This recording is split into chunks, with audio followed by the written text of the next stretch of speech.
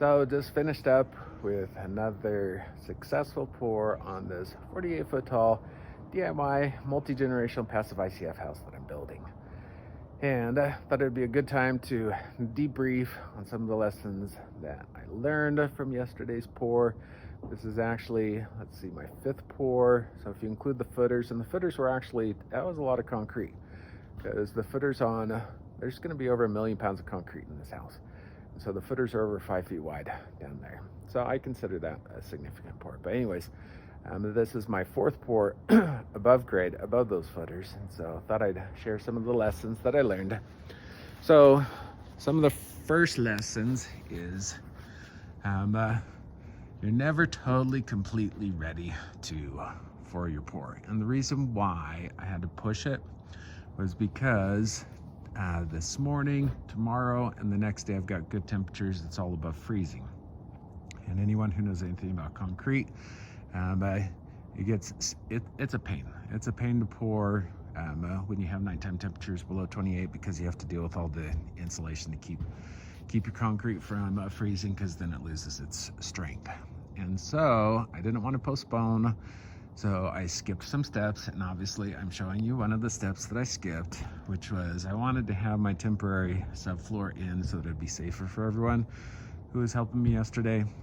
I didn't quite get it all in, but I do have quite a bit that's in, and so we all successfully made it. Nobody fell through to the floor below. Okay, next thing that I really want to cover is bracing. And that is, I hear from the inspectors, I hear from other people who've done ICF, I hear from the concrete guys that all the time when they're dealing with DIYers, but even sometimes with professionals, they can't seem to brace right. And they end up with these really wavy ICF walls. And honestly, there's just not a need. One is get yourself an ICF consultant like I did, who can teach you how to brace it right so that you have straight walls, plumb walls, so that you don't deal with the waviness. All right, let me go ahead and show you right here. This is, right now I've poured over 40 feet, and so you can see how far down that is. But take a look at the wall. That wall is straight in that direction. Let's see over here. You can see my wall is straight in that direction. I've been able to do straight walls because of the bracing. So let's cover some of the bracing things. One is on this level I actually overbraced just because I had some extra forms that were left over from the room underneath the garage. So I don't know if you can see all the way down there, but there's actually a room underneath my garage. So when we were building that, I had to have extra bracing for that. And now I'm just using the extra bracing up here because, yes, does it take a little bit more time to install extra bracing? Yes, it does. But I have straight walls. So to me, at least, it's worth it, because this is a 500-year, at least a 500-year family home that I've got going. And so I don't want multiple generations from now cursing great grandpa Aaron for screwing up the ICF walls. So one of the things is I'm bracing about every 4 feet, so that definitely helps. And then actually let's talk about some of this redneck bracing garbage that you see in the window. So talking about bracing. So the reason why I've got this redneck bracing stuff is because I ran out of time. Normally, the way that I like to brace my windows is I'll put a 2x4 going across a couple of tabs, wrap it around, and then it's able to hold in the buck. But I ran out of time, and but I'd already ordered my concrete, because in order to get these days, I actually had to get on the schedule a week ago. Because everybody knew that this was going to be when this is probably our last decent weather for the rest of the year. So I went ahead and placed my order for my 40 yards. When I did my calculations, I was about 1.5 yards. Yeah, I was only going to need about what, 38.5 yards, but I decided to go ahead and get the extra 1.5 yards because I do have a place where I could have put it. But when my ICF consultant, my dad, got here yesterday morning, they were like, hey, you know what, if you've got the extra concrete, we can quickly brace this thing so that you can use the concrete up here instead of down where I'm going to show you in just a minute. So I said, sure, go for it. So I was pouring the lower parts of the wall. So the pour goes to about halfway down on the second floor, all the way up to these top windows. And so rather than kind of waste the concrete down below where I'm going to show you, we decided to go ahead and quickly brace up here. Now, in doing so, it made it so it was kind of a pain to actually be on the hose, because I'm the one who does the hose, and it's kind of it is a pain because you're dealing with these 2x4s. You've got your concrete boom truck out there, and then the boom is coming down here and you're holding the hose. And normally the way that I brace, I'm able to just pour straight across right here and it's nice and easy. But yesterday I was having to fight this 2x4. So what we did was ended up angling the hose down like this. And I just had him slow down how much it was coming out. And I was able to plop it in and it did just fine. So that worked out, but like I said, it's not ideal. So some other bracing stuff, and also don't get too worried about this. The concrete actually only goes to right there. So I'll be able to push this back in because there's no concrete behind there. Let's see, what are some other things I wanted to cover? Oh, this was another huge tip, and that is you want to make sure that you have your 2x4s going across all of your openings, because that concrete gets really, really heavy and it can push the walls out even with the bracing. And so by having the 2x4s, and the problem is if your walls go out, then when you're trying to do the rest of the ICF above, that becomes a pain. You end up with these gaps and it's just not good. So that's why you see the 2x4s going across the tops of all of these window openings. All right, I think what was some of the other things I was going to share. So usually I don't like to have my splice rebar sticking way up like this. Instead, I like to have, so you can see in here, I like to keep all of my rebar inside of the foam and just do an extra block of foam so that the rebar stays in, because then that makes it really, really nice being on the hose, not having to fight rebar like this. But the reason why I did make the exception a couple of times is I didn't want to, I had some extra long pieces, I didn't want to waste them. But also, usually I have him stop the pump right here, hop down off of my little scaffolding, come down so that I can pour. So that's why I wasn't too worried about that. But for the most part, the only places that you see the rebar sticking way high up is on those corners where I'm having to jump down. Anyway, okay, now let's talk about some of the ugly. So my poor concrete pump guy is new. And so this was the casualty, was when you have that boom run into a piece of foam, the foam loses. And so let's see, which piece was it? So it was actually the piece right above here. We temporarily put one up there just so that we could span. So that piece is going to be coming out. That was just a temporary to replace the one that broke. Because what happened is, let's look down here below, and that is where I had him start, was actually pouring these little bump outs for the garage. So those are little like 28-inch foundation walls that I needed to do for the bump outs for the two-car garage, then also for the entryway. So when he was pouring it, he wasn't watching the top of the boom. It busted into the side of the wall. You see right there some of the bracing that we had to put in to repair a hole a little bit lower, but it held, so it's all good, and foamed it up. So that's nice that that's now been filled with concrete, and I don't have to worry about any blowouts where some of the other foam got damaged a little bit. And now that it's in concrete, then when I pour the last 6-8 feet, then we'll be just fine. So also wanted to show you what I'm doing with I knew that I was going to have about an extra 1.5 yards of concrete. And so what you're looking at directly below is disturbed soil, because my home goes 13 feet below grade. And so I was worried about my garage floor cracking.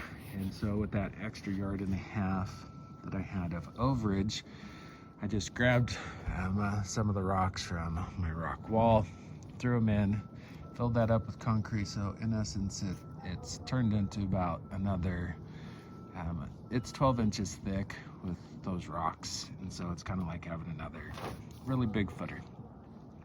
So when we compact that area and with the gravel, I shouldn't have any problems at all with it settling. So, and then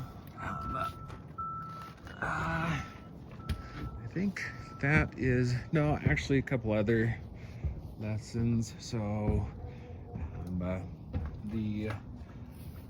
with my 15-inch glue lam beams, that's completely encased in wet concrete. And so I've done another video about how I put that blue paint that's kind of a polymer around my glue lam beam just to protect it as the concrete dries. But it's really nice knowing that the glue lam beams are completely wet set into the concrete, rather than the other method is you build a little box, and with that box,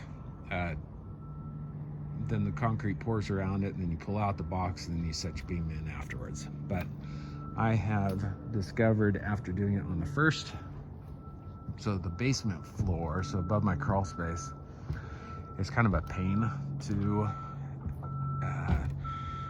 to dry set afterwards, the glue lam beams, versus if you'll watch my other glue lam beam video, I'm actually able to just have the crane drop the beam directly into place, because I don't put the foam in above it. So it makes it really, really nice. And then I think it's also just going to be stronger because that concrete is completely encasing the beam. Blowouts, you really, really don't want to have blowouts. And so another piece of advice that I'll share with you is when I am pouring / setting the concrete with the hose, I never ever get anywhere close to the corner. Instead, I'm right here, and I have the concrete is just sliding into the corner, and then I actually have him shut it off, come around to this other corner, and do the same thing. So that's how I fill my corners, because the corners are the weakest spot of the ICF blocks. And then one more tip to prevent blowouts. I'm gonna go ahead and get up here so that I can show you what I mean. And that is, if you look down in here, I always make sure that my hose, and you're having to fight that hose because that hose is filled with a lot of weight from the concrete. And if your boom operator is kind of new, he's not able to keep it directly above. So I fight really hard to make sure that the concrete is pouring straight down, because especially if you're doing high volume, if you've got it up to like a 10 in terms of the pressure, this 2.5-inch foam is amazing, but it's no match for concrete shooting out at no match at all for concrete that's shooting out super fast. And so it works just fine as long as that concrete is going straight down. But especially when it's falling, I've done pours think my record was a 19-foot tall pour just in one area. But over here on this wall, on that west wall, I actually did a 16-foot tall, maybe 15-foot tall pour this last time on that west wall.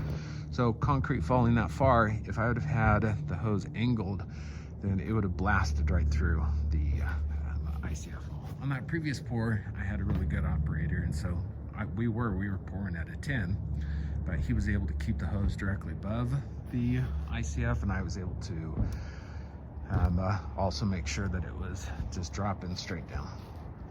So that's another way to prevent a blowout, because when you are dealing with walls as high as mine, trying to get a ladder and trying to do a repair out here when you're pouring, that would have been an absolute nightmare. So important to make sure that the concrete is just falling straight. Another tip, so you can see got up early yesterday morning, 5:30, trying to finish up all these details that weren't quite ready. So I've got the 10 snips right there. I tried as much as possible to I missed a couple of areas, but I tried to get this metal tracking. So let's go ahead and show you why I've got the metal tracking. So when you're pouring, you're trying really, really hard not to have splatter, but splatter happens. Now imagine if we had not put the metal tracking, then all of those teeth would have been filled with concrete, and I'd be spending the next couple of days with a flathead screwdriver flicking that concrete out. So this metal tracking is just the metal tracking that you use when you're building steel stud walls. And it works really nicely to protect the teeth both from snow and ice, but also from protecting from concrete. So there's a couple of areas that I missed that I'm going to have to use the flathead screwdriver on, but for the most part I was able to get all the protect all the teeth. So lesson for next time. I mean, I spent some late nights trying to finish this up, but didn't quite get it. Oh, another lesson, another tip to share is, so let me see if I've got my level.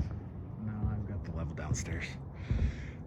So with the level, the way that I pre-plumb the walls before we pour the concrete, and I have them slightly tilted in, because it's really easy for these turnbuckles to push a concrete wall loaded with concrete. It's super simple for these guys to push the wall out, but if you're trying to pull a wall back in after it's loaded with concrete, good luck to you, because the plastic tabs are amazing, these little screws are amazing, and as amazing as they are, they're nothing when that wall is filled with thousands of pounds of concrete. And so usually what happens when you're trying to pull a wall in is they'll pop out of the plastic tabs. And so so the previous night I had all my walls tilted in just a titch, and when I say a titch is basically the bubble was touching the line. And then, because usually what happens is when it gets filled, then the wall naturally pulls out just a hair. And so by doing that, I would say probably almost half. So after we filled all the walls with concrete and we had everybody off, and it was just my ICF consultant and I was on the turnbuckles and he was on the level, and maybe half, 25 to 50% of these turnbuckles, we didn't have to do anything. It was just absolutely perfect. And with the rest of them, it was just a couple of turns to get it perfectly plumb. So, and that's another tip in terms of making it so that your walls end up being straight up and down. So, yeah, so the inspectors are impressed. People driving by aren't like, oh, another DIY ICF curvy house. So that's another tip. And basically, yeah, as soon as you're done pouring the concrete, get everything cleaned up, get everybody off of up here, and then you just go around and get the walls plumbed. So I think that's all of the tips that I have for today. But for those of you who've actually stuck around this entire time, thank you very much. Be sure to like and subscribe so you can watch as I finish off the last few feet on this. Technically, I guess it's the 5th level, 3rd floor above grade at this multi-generational home. So anyways, thanks for watching.